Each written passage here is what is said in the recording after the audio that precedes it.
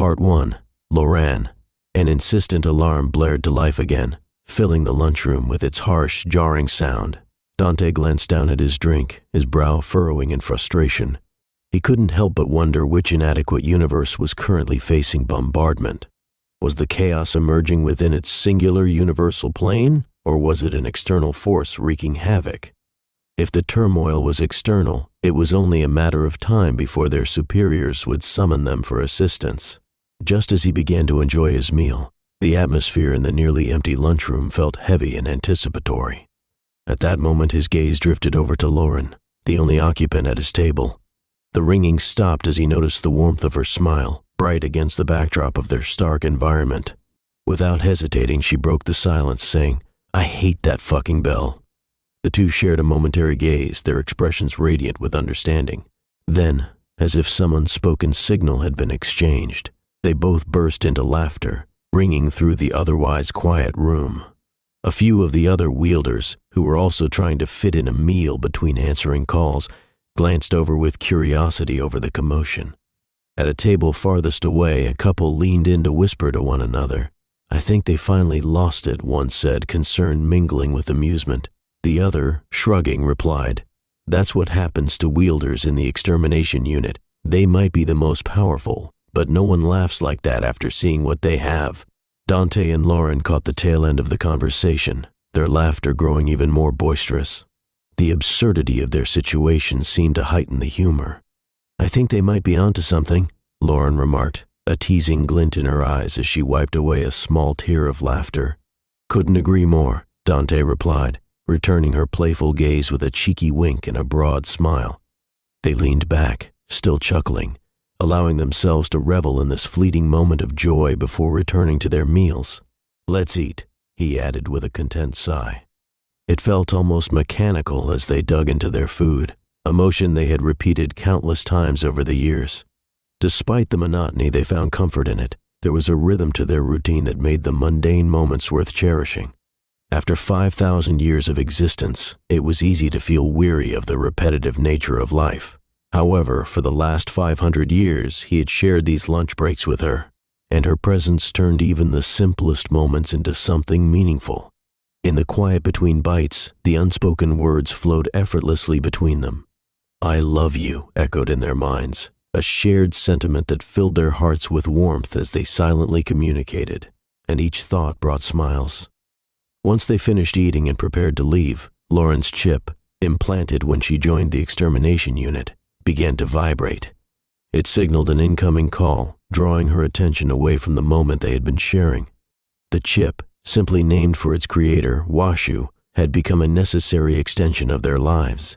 Known for her penchant for underwhelming names, Washu had once crafted a door that allowed one to travel anywhere within the vast expanse of the Versal Plane. Despite the extraordinary technology enabling such feats, she simply called it the door. This was just one example of her tendency to name things straightforwardly. The latest iteration of this remarkable invention was aptly dubbed Door 2, showcasing Washu's timeless simplicity even in the face of advanced innovation. The chip, on which Loran gets the call, is an advanced device designed to seamlessly translate written and spoken words, enabling users to communicate effortlessly. It utilizes audio and video technologies, allowing for real-time interactions that feel natural and fluid. A remarkable feature of the chip is its ability to compensate for mass shifts through a perception translator. This means that when you enter a new universe or environment, the chip adjusts your appearance and manner of speech to match those around you, ensuring that you blend in seamlessly. For instance, in scenarios where inhabitants appear human and converse in English, the chip will adapt your look and speech accordingly, allowing for smooth integration. Conversely, if you were to find yourself in a universe where individuals resemble 10-foot lizard beings and communicate through barks and hisses, the chip would enable you to adopt a similar appearance and form of communication. To the wearer, they would look and speak what they are used to. This adaptability is vital for maintaining interactions across diverse environments and species, proving the chip's essential role in transcending the barriers of language and culture. It was undeniably a frustration to Loran, and she didn't hesitate to express it. "Fucking chip, guess I'm up," she muttered under her breath, irritation lacing her words. Suddenly, Washu's disembodied voice chimed in, echoing inside her head with an amused tone. "You know I can hear you, right?" "Of course I know. And you know I absolutely detest this damn thing," Loran replied, her voice dripping with exasperation. Standing a little ways off, Dante, not wanting to intrude on their banter, stepped back and said, "Tell her I said hi." Loran turned to him, a playful smile breaking through her frustration. "Don't say hi," she relayed, her mood lightening visibly. Washu's voice responded with a cheerful lilt in Dante's mind.